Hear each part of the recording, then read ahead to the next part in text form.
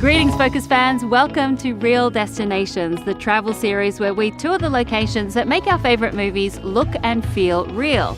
And today, I'm excited because we're in a brand new destination for this show. So join me as we trek across this beautiful country and explore some of the locations seen in Robert Eggers' new film, The Northman.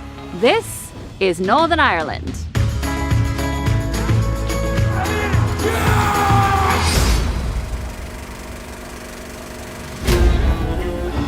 The Northman is an epic revenge tale that follows Amleth, a Viking prince, on his quest to avenge his father's death. Played by Alexander Skarsgård, Amleth travels through dangerous terrain that tests his bravery and brawn. Also starring Nicole Kidman and Anya Taylor-Joy, The Northman delves into the world of Vikings in a way we've never seen before on the big screen. I will avenge your father.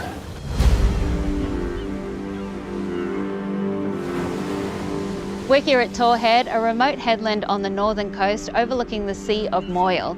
And if you look behind me, you might be able to see Scotland in the background. This proximity was serendipitous for the Northman production team because it served as the location for Hraefni, the Viking village seen at the beginning of the film, set in 10th century Scotland. Action! For the Northmen, that meant building an entire Viking village. Set builders began construction in early 2020 and had to brave some pretty treacherous weather and muddy conditions to get the job done. This is the same path I walked with my father. Now it is our path to walk. Although this area is home to a fictional Viking village, it is rich in history. And joining me to tell me more is former history teacher Frank Rogers. Hi, Frank. The influence of the Vikings can still be felt in Ireland in that they contributed. The first cities which were built in Ireland were built by the Normans. Dublin is the most famous example, of course. One day this kingdom will be yours. Thank you, Father. The first coinage used in Ireland was introduced by the Vikings, which replaced the old system of exchange and barter. And we've got a lot of loan words from the Vikings, words to do with pillage and robbery, as you might imagine. I love the Irish words and Irish phrases. What's your favourite? Unairi and Boherlap, which means may the road rise with you. While the weather was certainly a challenge for the production team, finding the right locations proved to be an even bigger logistical puzzle for location manager Naomi Liston. I was picturing locations here in my head as I was reading it, which is always a fantastic start.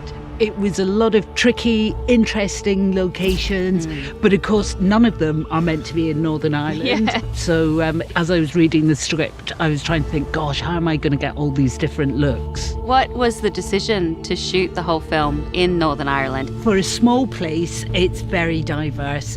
People are very, very welcoming. It's a really lovely place to work. Here at Clandyboy Estate, another impressive set was built, a Slav village where a crew of bloodthirsty warriors descend and attack the town. So the Slav village was built right here? Yes, the goal is always to try and find a site that you'll be able to find more than one location in. And I was very lucky with Clandyboy here because they've got a huge amount of variation in their species of trees. This made it quite a good place to try and pick up a number of other locations as well, whilst making the Slav village, which took about 15 weeks to build. After the battle, Amleth meets Olga, a Slav woman and white witch, and the two form an instant and strategic bond which develops as they journey towards Iceland. Your strength breaks men's bones. I have the cunning to break their minds.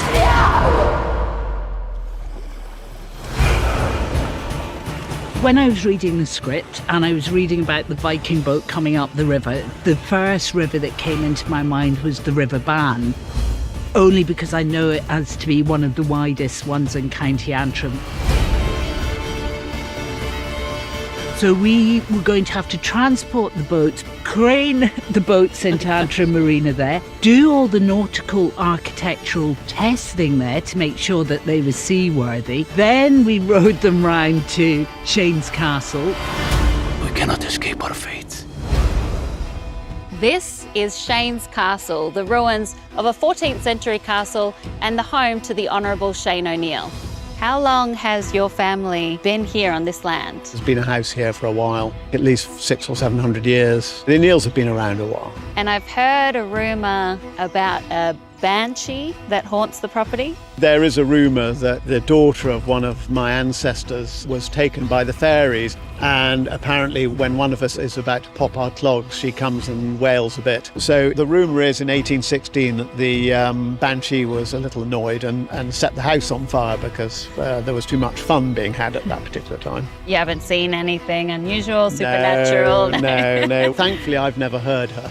I noticed there was a profile of a face carved into the wall. What's that about? Yes, the black head of the O'Neills, which, if that should fall off, this particular branch of the O'Neills apparently will die out.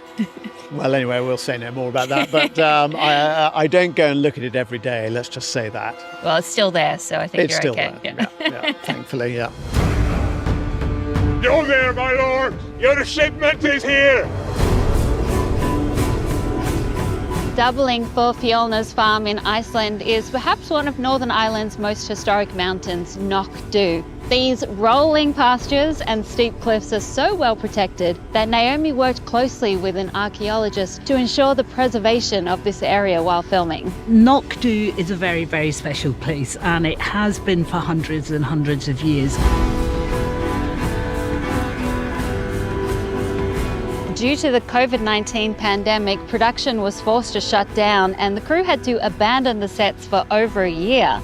But there was a silver lining when it came to production design, or you might say it was the luck of the Irish. The outside of the sets were built with peat blocks, and on the roofs were laid turf. And literally as the months went on, it just grew. And I was just watching this set just bed into the topography of the hillside. And I remember our senior archaeologist saying, if only we could do school trips round here, because it looks exactly what a Viking village would have looked like.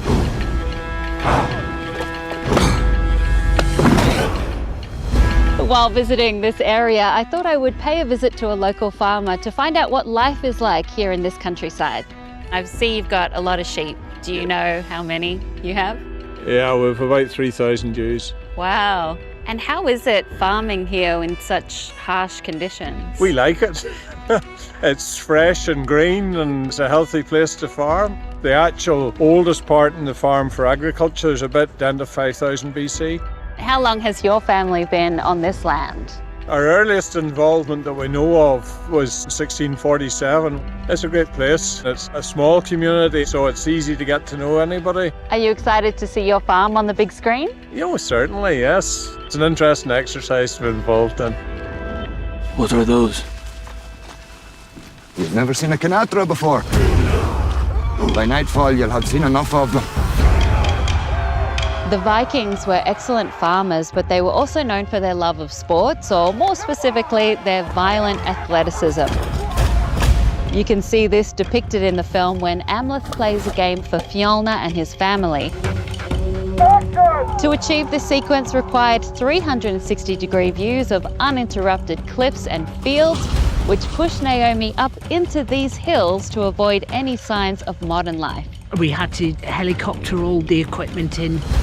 The day before, I was able to get generators in.